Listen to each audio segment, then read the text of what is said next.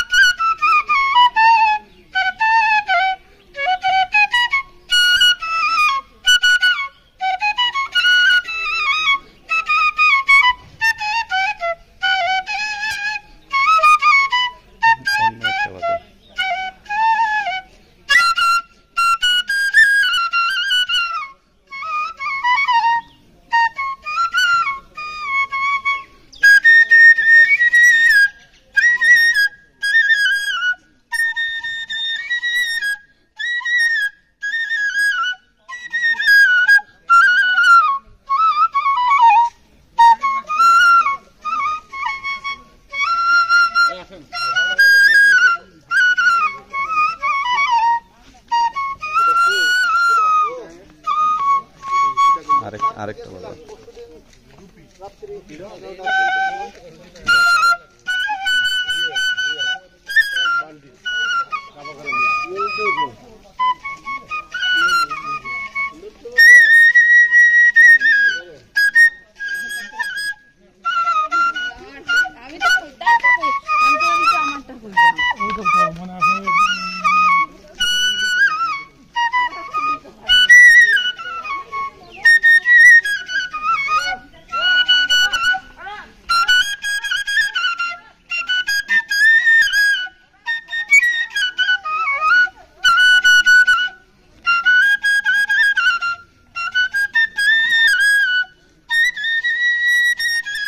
শ্রীমঙ্গলে কলিগদের সাথে একদিনের গ্রুপ ট্যুরে এসেছিলাম, এক রাত স্টে করেছি। তো ফুল ট্যুরের ভিডিওটা আপলোড করব চ্যানেলে, আমার চ্যানেলটা সাবস্ক্রাইব করে রাখবেন। ধন্যবাদ। সুন্দর বাজাইছেন।